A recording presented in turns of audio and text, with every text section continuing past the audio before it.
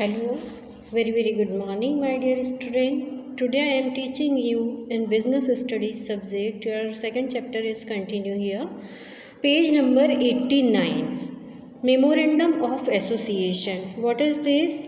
I am teaching you today important documents used in the formation of a company. किसी company को formation में या start करने के लिए किन किन मेन डॉक्यूमेंट्स की ज़रूरत होती है। सबसे पहला मेन डॉक्यूमेंट होता है memorandum of association. The memorandum of association is the principal document of company. ये सबसे ज़्यादा ज़रूरी है, इम्पोर्टेंट है, बिना इसके कभी किसी कंपनी का फॉर्मेशन नहीं हो सकता। It is considered as the charter of the company. इसको कंपनी का चार्टर भी कहा जा सकता है। It contains the power and objective of the company. इसमें कंपनी के क्या पावर रहेंगे, क्या ऑब्जेक्टिव रहेंगे, ये लिखा हुआ रहता है। यानी मेमोरेंडम ऑफ एसोसिएशन सबसे बड़ा और सबसे इम्पोर्टेंट डॉक्यूमेंट है, जिसमें कंपनी के अधिकार और कंपनी की शक्तियाँ, कंपनी के क्या क्या अधिकार हैं और कंपनी के क्या क्या पावर हैं, यानी कंपनी को किस किस चीज़ की शक्ति है, वो लिखी हुई रहती है। कंपनी का ऑब्जेक्टिव क्या है, ये लिखा हुआ रहता है। ये मेन चीज़ है कि कंपनी क्यों शुरू हो रही है, कंपनी के ऑब्जेक्टिव्स क्या हैं। जितनी बातें मेमोरेंडम ऑफ एसोसिएशन में दी रहती हैं, कंपनी उनसे हटकर काम नहीं कर सकती कभी भी। जैसे मेमोरेंडम ऑफ एसोसिएशन में कंपनी ने अपनी ऑथराइज्ड कैपिटल 50 लाख बताई है, तो कभी भी कंपनी की कैपिटल 50 लाख से ज़्यादा नहीं हो सकती। It is also describe the scope of operation of the company. इसमें कंपनी के ऑब्जेक्टिव, पावर तो रहते ही हैं, प्लस कंपनी का क्या क्षेत्र रहेगा, कंपनी के स्कोप क्या है, ये भी इसमें लिखा रहता है। It can be altered only according to the provision made in the companies act regarding its alteration. Memorandum of association में आसानी से चेंज नहीं किया जा सकता। इसमें कभी भी कोई चेंज करना है तो वो कब किया जाएगा कि अगर कंपनी में ऐसा, कंपनीज एक्ट 2013 में ऐसा प्रोविज़न है कि मेमोरेंडम ऑफ एसोसिएशन को 1 साल बाद, 2 साल बाद या ज़रूरत होने पर चेंज किया जा सकता है। अगर ऐसा प्रोविज़न है तो मेमोरेंडम ऑफ एसोसिएशन में कोई बात चेंज होगी, अदरवाइज़ पूरी कंपनी का काम मेमोरेंडम ऑफ एसोसिएशन के अकॉर्डिंग ही चलेगा।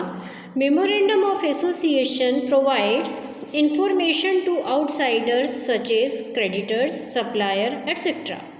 जो मेमोरेंडम ऑफ एसोसिएशन है वो बाहरी लोगों को इन्फॉर्मेशन देता है, जिससे कि सबको पता रहे, जिन लोगों का किसी न किसी तरह से अगर कंपनी से हित जुड़ा हुआ है, उनका इंटरेस्ट जुड़ा हुआ है, मतलब जो भी कंपनी के स्टेक होल्डर्स हैं, उनको कंपनी का क्यों फॉर्मेशन हो रहा है, कंपनी के ऑब्जेक्टिव क्या है, कंपनी का स्कोप क्या है, ये सब कुछ पता होना चाहिए। तो मेमोरेंडम ऑफ एसोसिएशन से ही ये सारा नॉलेज उनको मिलता है। To know the limitation and scope of company's dealing. सबको ये पता रहता है कि कंपनी का क्या स्कोप है, क्या उसकी लिमिटेशन है, सब चीज़ें। It is also known as the doctrine of outdoor management. इसको आउटडोर मैनेजमेंट का डॉक्ट्राइन के नाम से भी जाना जाता है। Contents of memorandum of association. Memorandum of association में क्या क्या बातें शामिल हैं। पहला, name clause. First point is name clause. Company का नाम कैसा होना चाहिए। कंपनी अपना नाम कुछ भी डिसाइड कर सकती है, but some restrictions are there, such as the name of company must end with the word limited in case of public limited company. If company is public limited company, so its name should be limited company. And में, public limited company के and में limited word होना चाहिए। And in case of private company it should be the private limited. Means अगर company government की है तो उसके एंड में लिमिटेड वर्ड होना चाहिए, और अगर प्राइवेट कंपनी है तो उसके एंड में प्राइवेट लिमिटेड वर्ड जुड़ा हुआ होना चाहिए, जिससे क्लियर रहे कंपनी किस टाइप की है। कंपनी का नाम किसी और एक्सिस्टेड कंपनी से आइडेंटिकल नहीं होना चाहिए, यानी पहले से जो कंपनी है मार्केट में उससे मिलता जुलता नाम किसी भी नई कंपनी का नहीं होना चाहिए। लोगों को कन्फ्यूज़न हो, ऐसा भी नहीं होना चाहिए। कभी भी कंपनी अपने नाम के एंड में या कंपनी का नाम कॉरपोरेटिव नहीं रख सकती, इस वर्ड को नहीं लेना है नाम में। और name should not convey any connection or link the company with government department. और किसी भी कंपनी को अपने नाम में ऐसा वर्ड यूज़ नहीं करना है जिससे कि ये शो होता हो कि कंपनी किसी गवर्नमेंट डिपार्टमेंट से जुड़ी हुई है, लिंक्ड है।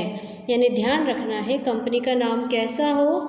इन public limited company it should be limited word in the end at the end of name. In case of private company the name ends with the private limited company. The name should not be merged with any existed company. Name should not be the word corporative and no confusion in the link between the government department. यानी company का नाम ऐसा नहीं होना चाहिए कि जिससे देखकर लगे कि वो किसी गवर्नमेंट डिपार्टमेंट की कंपनी है। Second point is situation and domicile clause. इस क्लॉज में यह है कि नाम के साथ कंपनी को उस स्टेट का नाम भी लिखना चाहिए जहां पर उसका रजिस्ट्रेशन ऑफिस या रजिस्टर्ड कार्यालय रहेगा। कंपनी को स्टार्ट होने के कितने दिनों के अंदर, 30 दिन के अंदर अंदर अपना रजिस्ट्रेशन करवाना जरूरी है। कि the clause contains the name of the state in which the registered office of the company is to be situated. उस स्टेट का नाम लिखना पड़ेगा जहाँ पर कंपनी का रजिस्टर्ड ऑफिस है। It is necessary because the company gets the registration from the state only. क्यों? क्योंकि कंपनी का रजिस्ट्रेशन कहाँ होता है? स्टेट में। The registered office is a place where all important document of company are kept. Company से related सारे necessary document registered office में ही जमा रहते हैं। तो रजिस्टर्ड ऑफिस कहाँ है ये शो होना चाहिए नाम के साथ। A company must have a registered office when it starts its business activity or within 30 days of its registration.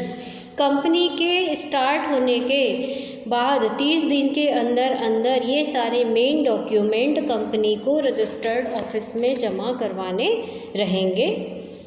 Alteration of situation clause, कि अगर उसके एड्रेस में या उसके सिचुएशन नेम में यानी कहाँ पर है उस प्लेस के नेम में कुछ चेंज करना हो तो क्या होगा? The situation clause can be altered in the following veg. कैसे चेंज होगा?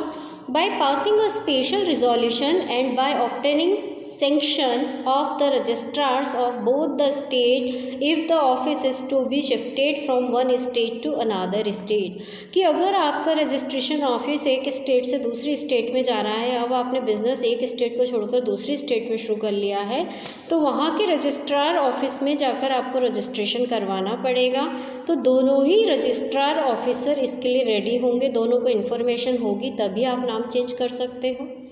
By passing a special resolution only if office is to be shifted from one town to another in the same state।